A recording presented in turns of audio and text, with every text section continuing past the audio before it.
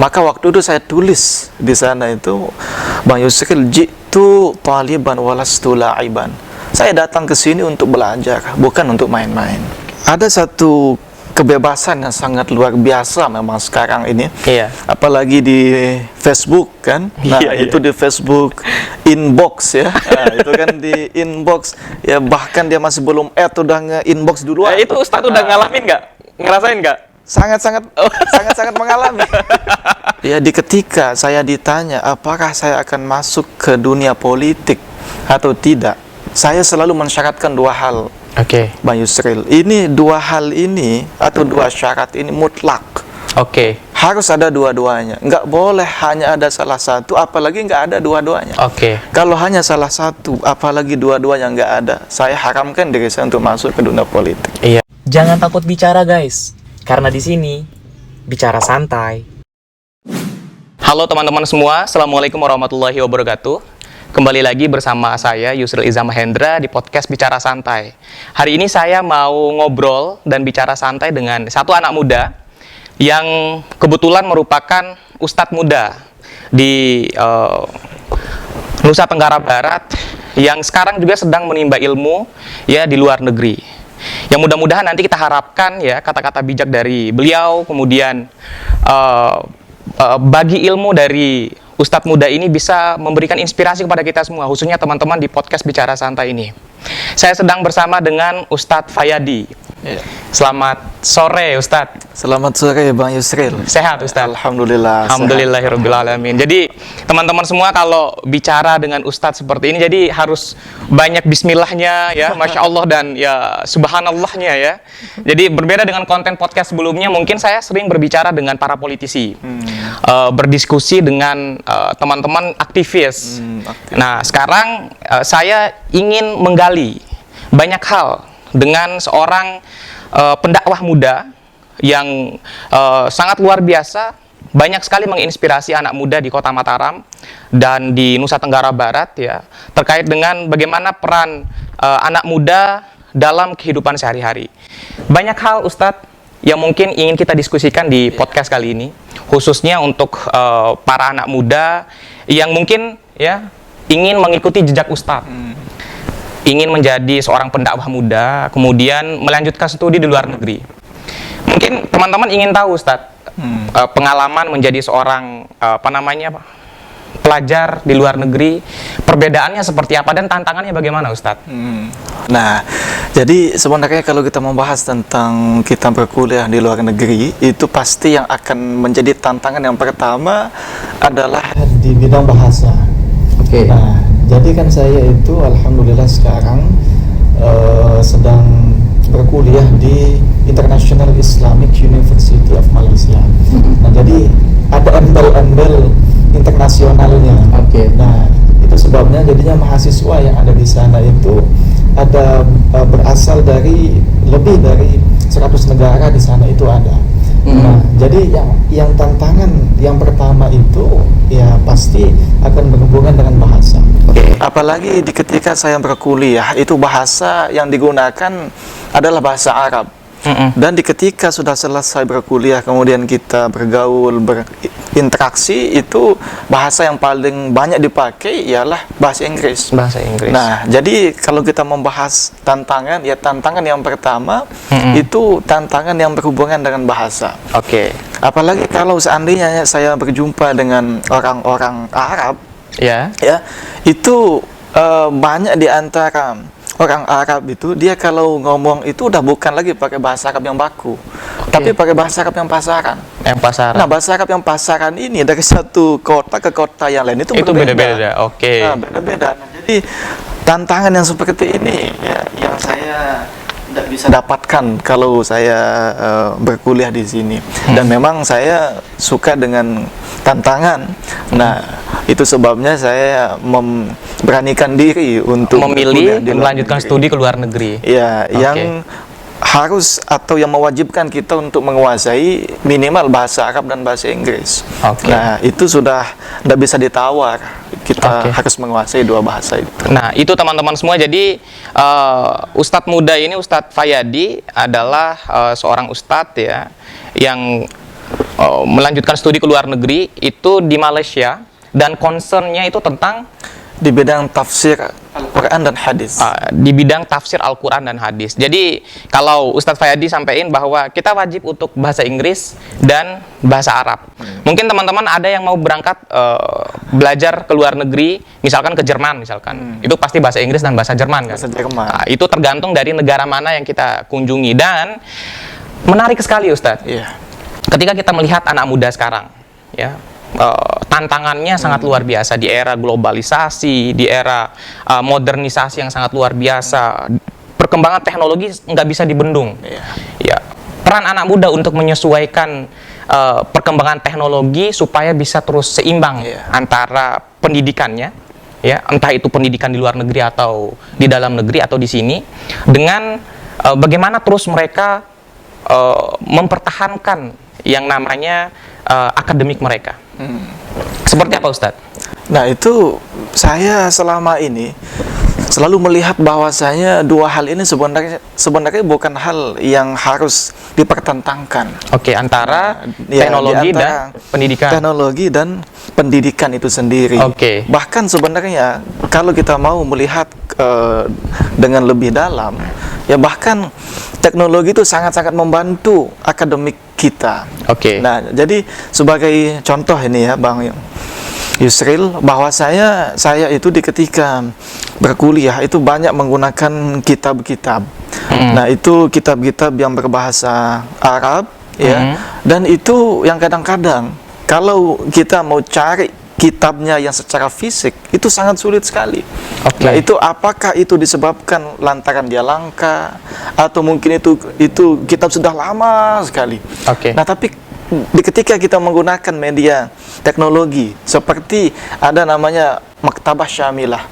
Nah, Maktabah Syamilah itu seperti web. Nah, di website itu kita bisa mendapatkan jutaan kitab ada di sana. Apapun judulnya, jilid yang ke-1, 2, 3 sampai yang ke berpuluh-puluh jilid. Nah, di sana itu bisa kita dapatkan di sana. Bisa diakses ya. Bisa diakses, apakah mau di-download ataukah mau dibaca secara online itu bisa. Nah, jadi saya selalu memandang bahwasanya di antara pendidikan, akademik, dan teknologi itu bukan hal yang harus dipertentangkan. Justru itu dia harus saling berjalan. Dia harus saling bergandeng.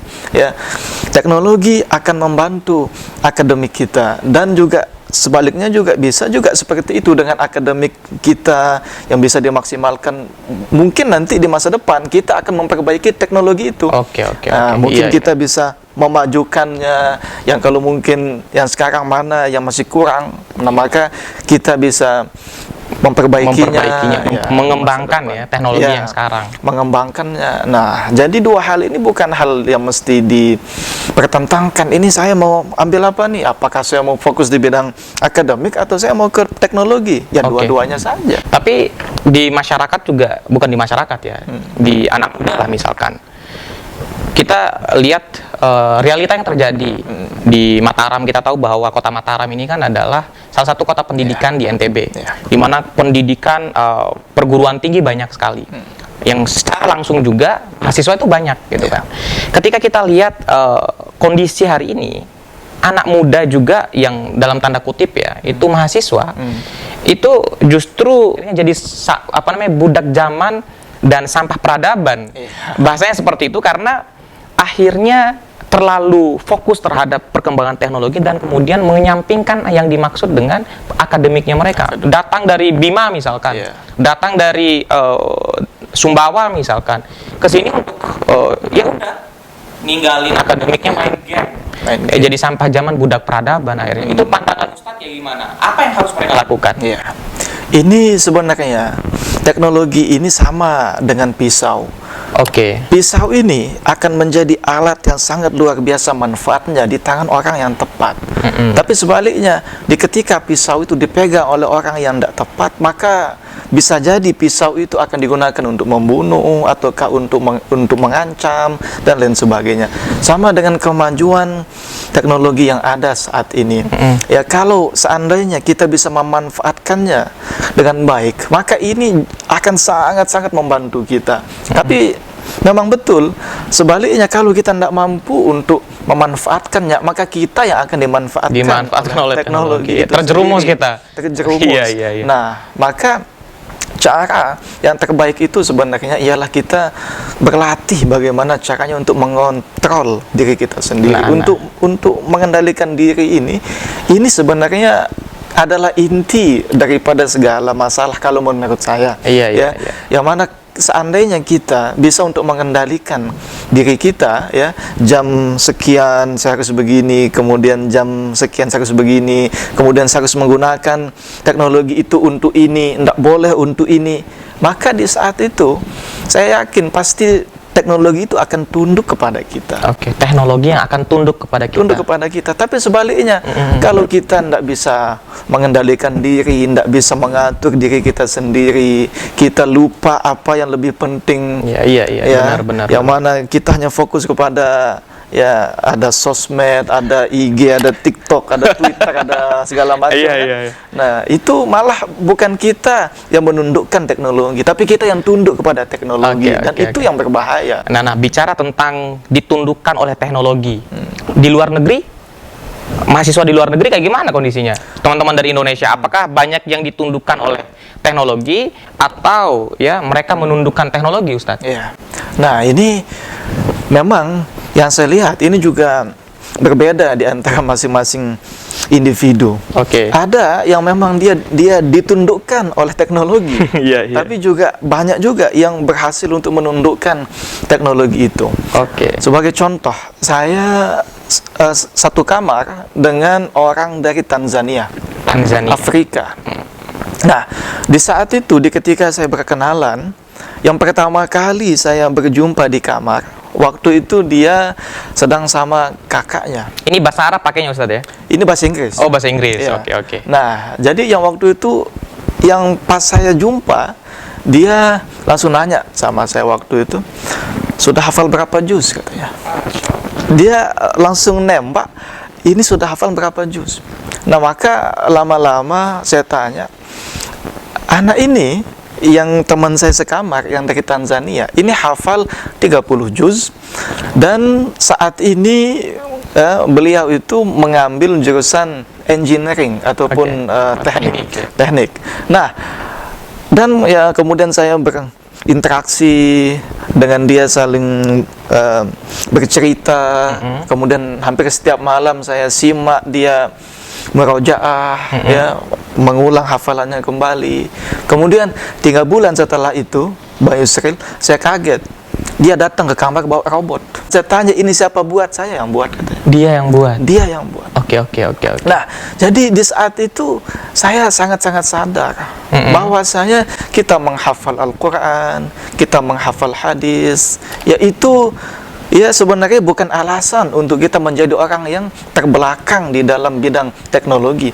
Sebaliknya juga seperti itu, kita mahir dalam bidang teknologi itu juga bukan sebagai alasan kita terbelakang dalam hal agama, dalam hal sosial, di dalam hal kemasyarakatan, akademik dan lain sebagainya. Itu semua tergantung, kalau menurut saya, bagaimana kita mengendalikan diri kita. Kembali lagi bahwa mau kuliah di luar negeri ataupun di dalam negeri, ya pendidikan teknologi itu kan laksana 2 mata pisau. Kalau kita salah gunakan, ya kita tarik ke atas, kena. Tarik ke bawah, kena. Itu dia. Iya. Ini menjadi menarik, teman-teman semua. Ketika kita memang melihat ya anak muda sekarang, ketika dia melek teknologi, sama seperti yang Ustadz bilang tadi, ketika dia menggunakan teknologi itu dengan baik, maka dia berdampak positif buat dirinya. Tapi akhirnya ketika dia melek teknologi, hanya main TikTok aja misalkan, ini tidak mendisclaimer ya teman-teman yang suka TikTokan ya, tapi akhirnya kemudian main TikTok juga saya. Ustadz juga main TikTok sebenarnya. Tapi ada juga yang pakai TikTok, Ustadz, ya, pakai TikTok itu yang dalam tanda kutip tidak mendidik gitu kan, tidak mendidik ya. Ini bahasa paling amannya tidak mendidik. Nah, akhirnya kemudian merusak sebenarnya fungsi daripada teknologi itu sendiri. Betul. Yang walaupun mereka bilang itu bagian dari kreativitas, bagian dari kebebasan berekspresi dan lain sebagainya. Nah, ini menjadi catatan buat kita semua anak muda ketika kita berkuliah, berpendidikan, ya, menempuh pendidikan, kita harus juga memprioritaskan apa yang menjadi target utama kita, seperti yang disampaikan oleh Ustadz Fayadi. Selain berkaitan dengan pengalaman di luar negeri, berkaitan dengan perjalanan Ustadz di Malaysia yang mungkin teman-teman ingin tahu di podcast ini, banyak juga yang bertanya Ustadz, ya, pandangan Ustadz tentang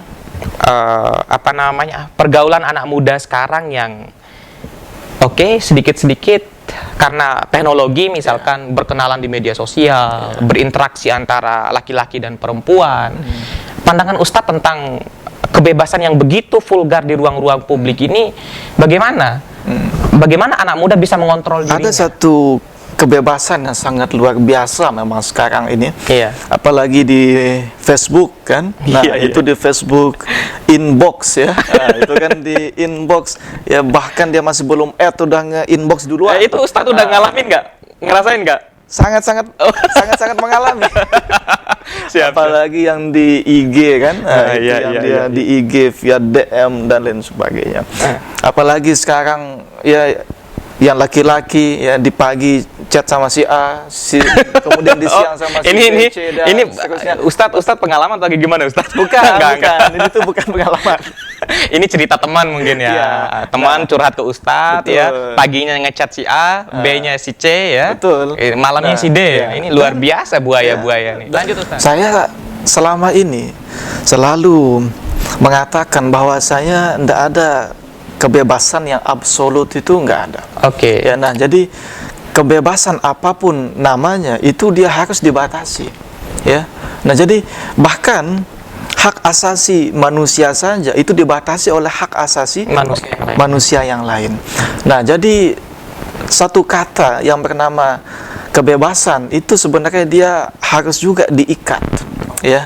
Yang mana kalau kebebasan itu dibiarkan absolut, ya, dibiarkan bebas dengan tanpa ada bingkai, ya, yang mengaturnya, maka pasti itu akan menimbulkan masalah yang banyak sekali. Nah, jadi di dalam kita ya bersosial media, kemudian kita berselancar di dunia maya, ya, di bidang apapun itu, ya, apakah itu kemudian dikatakan sebagai satu kebebasan? Betul, bebas. Tapi ketika kita mengatakan ini ada satu kebebasan, maka di saat itu kita harus mencari apa saja batasan-batasannya.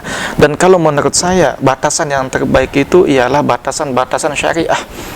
Nah, kalau buat umat Islam, ya, kalau buat umat Islam, tentu batasan yang terbaik itu ialah batasan syariah, ya, yang mana yang boleh, yang mana yang tidak boleh, ya, yang mana yang kemudian kita diantara berinteraksi, bergaul, kan pasti ada batasan-batasannya. Nah, jadi kebebasan apapun namanya itu ketika dia tidak diberikan batasan, maka itu pasti akan menghancurkan. Menjadi kebebasan yang kebablasan. Iya. Akhirnya generasi kita sedikit demi sedikit menjadi orang yang tadi budak zaman dan sampah peradaban, ya. Mungkin itu terlalu vulgar bahasa yang saya sampaikan, tapi juga perlu dipikirkan, ya. Mungkin itu cambukan untuk para teman-teman yang atau orang-orang ya di luar sana yang tidak memanfaatkan teknologi itu secara maksimal. Karena bagaimanapun anak muda itu dia harus mampu memaksimalkan setiap apa yang ada, baik itu secara internal dalam dirinya, pengetahuannya, maupun teknologi yang memang sudah disiapkan oleh zaman, kan, seperti itu. Yang menarik lagi nih Ustadz, ketika Ustadz bilang, kan di podcast ini kan yang nonton channel ini bukan hanya orang Islam, ya, tapi juga ada teman-teman yang non-Muslim lah.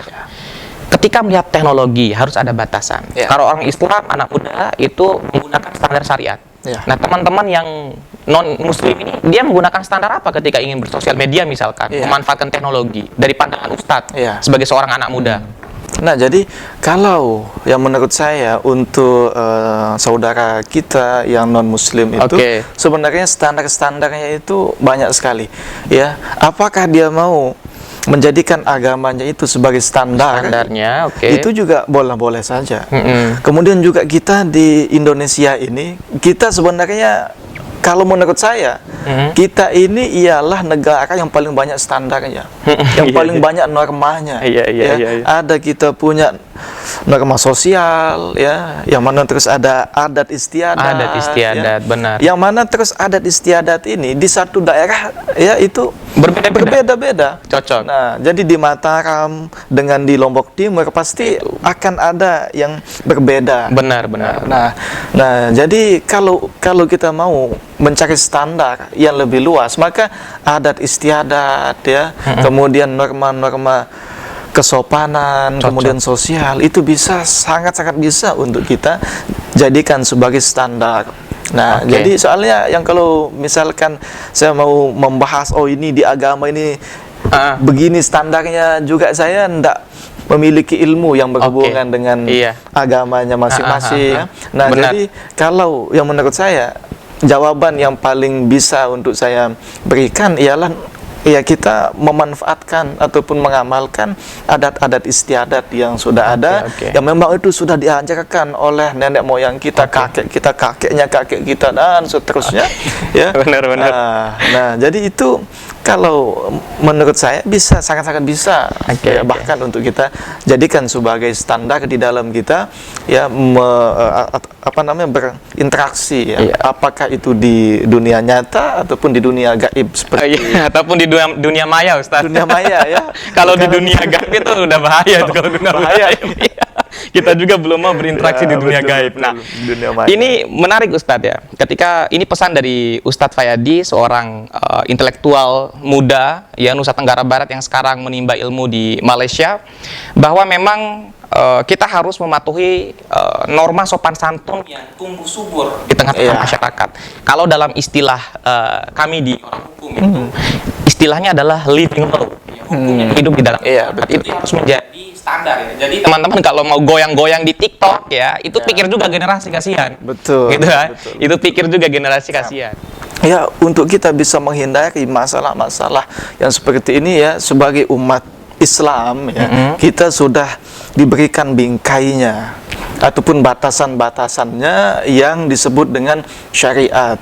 Syariat. Nah, kemudian untuk yang non-muslim bisa berpatokan kepada kitab sucinya masing-masing, kemudian atau bisa juga berpatokan kepada norma-norma kesopanan yang ada di Indonesia ini, yang mana sepengetahuan saya dan sepengalaman saya bahwa orang Indonesia itu sebenarnya ialah orang yang paling sopan, orang yang paling tahu namanya kesopanan, budi pekerti, yang paling ramah itu kita sebenarnya.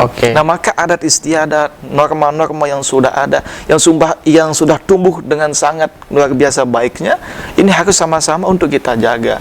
Kalau ini kita nggak jaga, maka kita akan sangat-sangat terugi sebenarnya. Saya kembali lagi, Ustadz, ke pembicaraan kita berkaitan dengan anak muda, dakwah, dan teknologi yang begitu besarnya.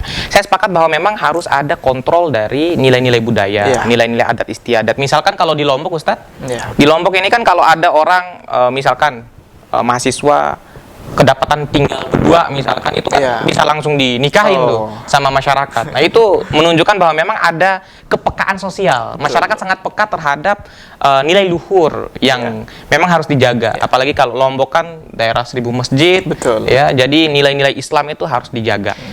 Kalau saya ingin tanya lagi ke Ustadz, kalau Ustadz sendiri di sana masa nggak ada yang DM, Ustadz? Di mana? Di Malaysia. Ya, teknologi ini kan misalkan teman-teman nge-DM Ustadz, gimana kabar Ahi gitu misalkan. Yang itu yang cewek-cewek dari sini maksudnya, bukan cowok, Ustadz, yang cewek ini. Ahi, gimana kabar misalkan. Masa nggak ada yang kayak gitu, Ustadz? Kalau ditanya ada apa enggak, pasti ada. Ada. Tapi ada yang direspon apa enggak, itu seharusnya. Itu pertanyaannya. Yang ditanya. Direspon? Enggak saya respon. Enggak direspon. Saya itu cuman merespon kalau dia bertanya yang penting. Contohnya, di pas bulan puasa yang kemarin ini, banyak juga yang nge-DM saya, ya. Itu dia bertanya masalah hukum-hukum. Ini saya begini, apakah batal apa enggak ini puasanya? Itu saya nggak tahu apakah dia memang modus atau apa. Iya. Cuman waktu itu saya mikir, ini kalau saya nggak jawab, saya takutnya masalahnya memang betul seperti itu, nanti kan bahaya juga. Tanggung jawab moral lah. Tanggung jawab moral juga itu. Nah, jadi ya saya jawab ya waktu itu, oh ini masalahnya begini. Tapi kalau misalkan udah selesai saya jawab itu, kemudian dia mulai nanya, gimana kuliah? Itu berarti berarti kita udah curiga, patut dicurigai nih.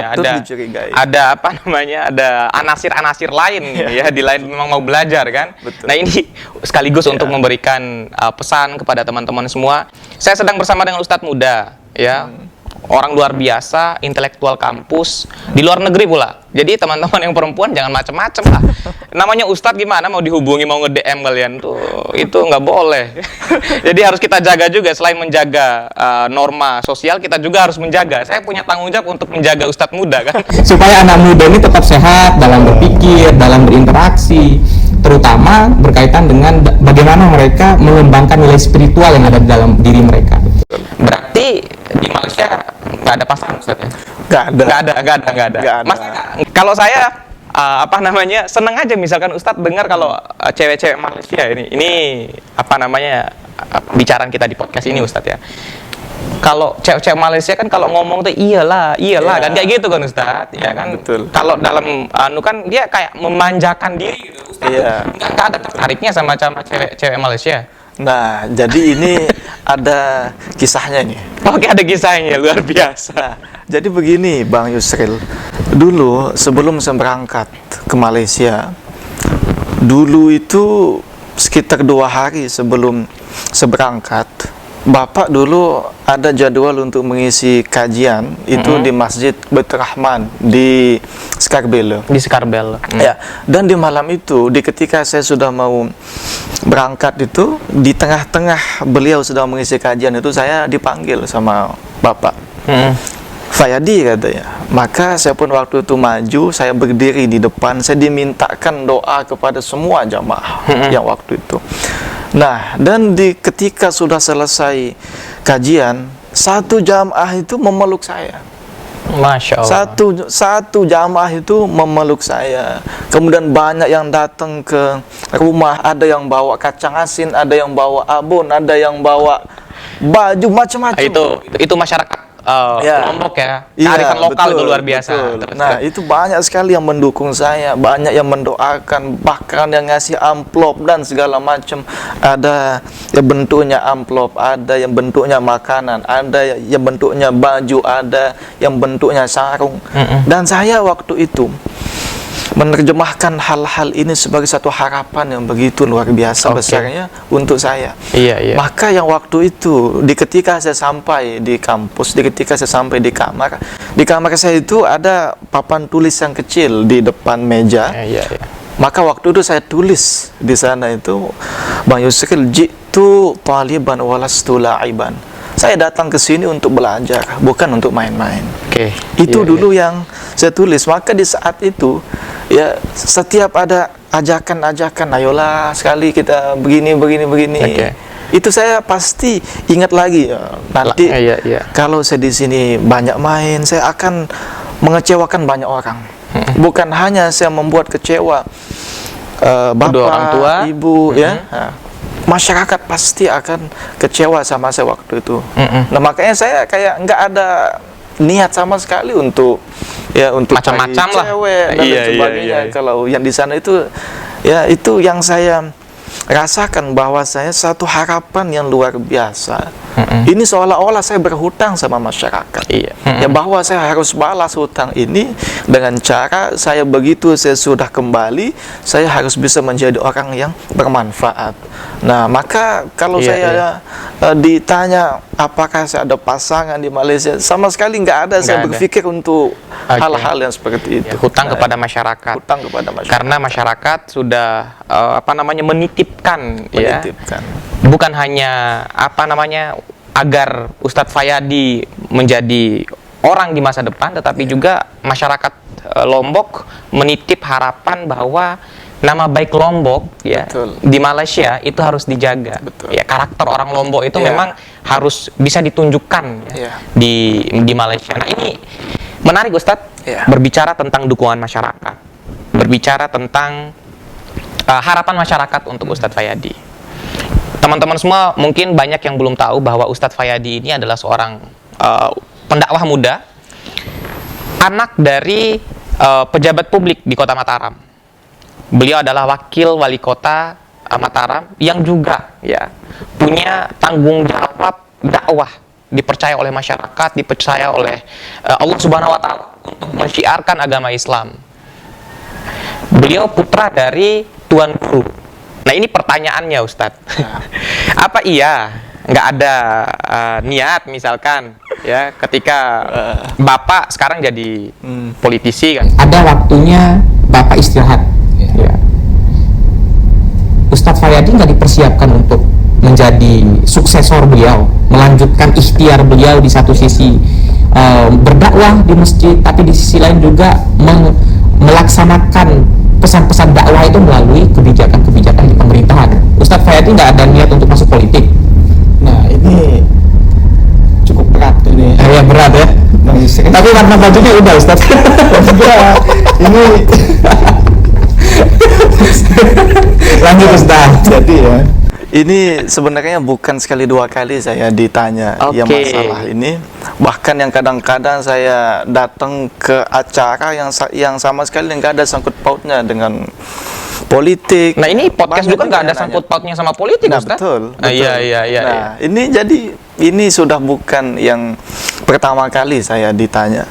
Nah, tapi ya dari sebanyak itu yang menanyakan hal ini, jawaban saya selalu sama. Bahwa ya di ketika saya ditanya apakah saya akan masuk ke dunia politik atau tidak, saya selalu mensyaratkan dua hal. Oke. Bang Yusril, ini dua hal ini atau dua syarat ini mutlak. Oke. Harus ada dua-duanya. Nggak boleh hanya ada salah satu, apalagi nggak ada dua-duanya. Oke. Kalau hanya salah satu, apalagi dua-duanya nggak ada, saya haramkan diri saya untuk masuk ke dunia politik. Iya, iya. Nah, Syaratnya Ustadz? ya syarat yang pertama, saya itu mensyaratkan bahwasanya yang meminta itu atau yang menginginkan bukan saya. Oke. Ya, bahwasanya yang menginginkan ataupun yang meminta itu ialah dari masyarakat itu sendiri. Apa sebabnya? Ya, lantaran kalau masuk ke dunia politik itu 100% adalah keinginan saya, maka besar sekali kemungkinan jabatan kekuatan yang ada akan saya gunakan untuk kemauan saya sendiri. Untuk kepentingan Ya, pribadi. yang mana ini hisabnya itu berat, Bang Yusuf. Benar, benar, benar. Berat sekali. Hisab seorang pemimpin itu, Masya Allah, luar biasa sekali itu beratnya. Benar. Ya, itu berapa juta orang yang berada di bawah tanggungan kita. Ya, yang mana kita dituntut untuk adil. Kita adil kedua orang saja sulit, Bang Yusuf. Benar, apalagi jutaan orang. Kepada jutaan orang itu, ya benar. hisabnya akan berat. Tapi di ketika saya seandainya Bang Yusril ditakdirkan oleh Allah Subhanahu wa taala untuk masuk ke dunia politik, ya, yang mana masuknya saya lantaran keinginan masyarakat bukan keinginan saya, maka ya insya Allah ya pasti saya akan merasa ya berhutang lagi Kepada masyarakat. kepada masyarakat, yang mana ya jabatan yang ada, kekuatan yang ada pasti akan digunakan untuk memenuhi janji atau untuk melunasi hutang saya kepada masyarakat. Cocok, Nah, jadi cocok. itu syarat yang pertama. Syarat yang kedua, harus diperintah oleh Bapak Tuan Guru, oleh Bapak saya sendiri. Iya. Nah, jadi kalau seandainya ya Bapak itu kalau misalkan beliau bilang enggak.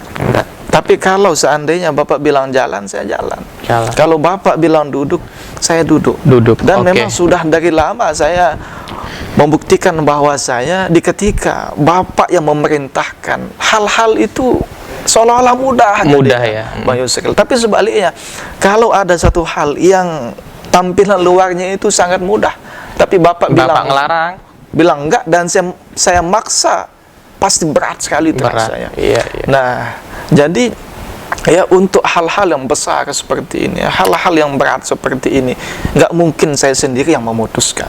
Oke. Nggak mungkin saya sendiri yang memaksakan. Maka harus ada izin. Bahkan bukan hanya izin, harus beliau yang memerintahkan. Nah, jadi dua syarat itu ya mutlak. Itu ya itu sebenarnya sama dengan kalau di istilah fikih rukunnya. Kalau satu saja rukun hilang, maka ibadah itu nggak sah. Pintunya itu terbuka kalau seandainya saya mau. Tapi faktanya saya sampai sekarang nggak ada masuk di parpol manapun.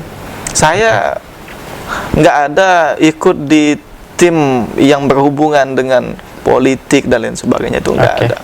Nah, jadi apa sebabnya ya saya nggak masuk ke parpol, apakah saya masuk ke tim di politik ini? Ya memang dua syarat itu masih belum terpenuhi. Jadi, dan memang saya memegang itu sudah sejak lama.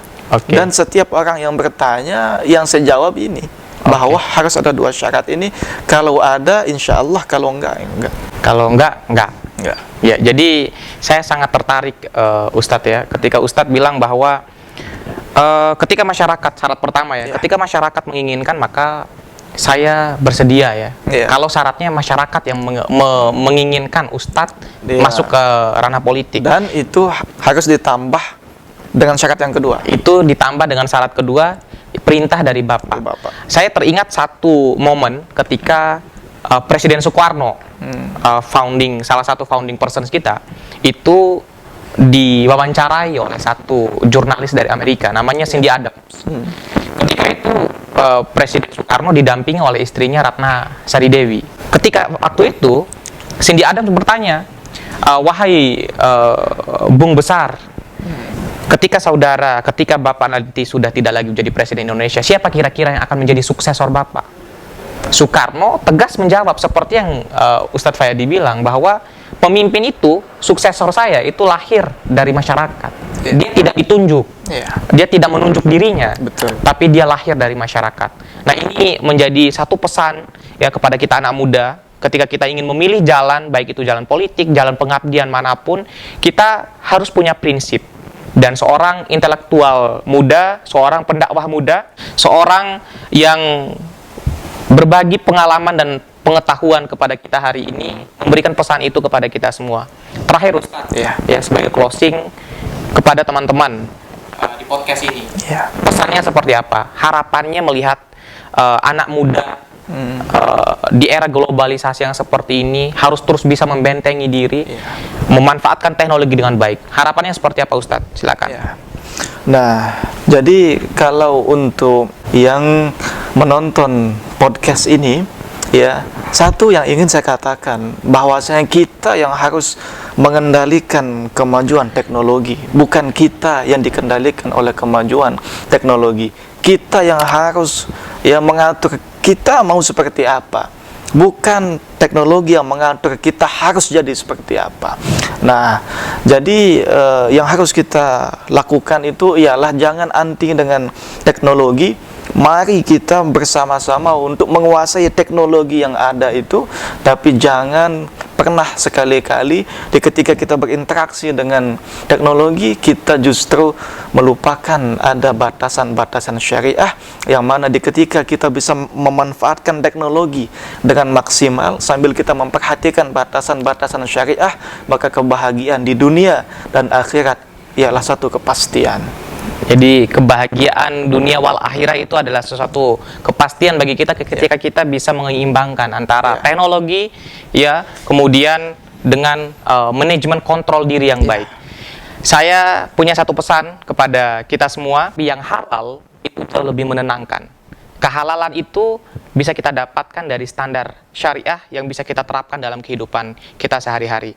Terima kasih ya Ustadz Fayadi. Terima kasih juga Bang Yusril. Ya, teman-teman semua, saya bersama dengan seorang intelektual muda kampus yang sekarang sedang menimba ilmu, dan mudah-mudahan kita bisa memetik dampak dari proses beliau belajar di luar negeri, sehingga masyarakat Lombok, masyarakat Kota Mataram bisa semakin baik hari demi hari.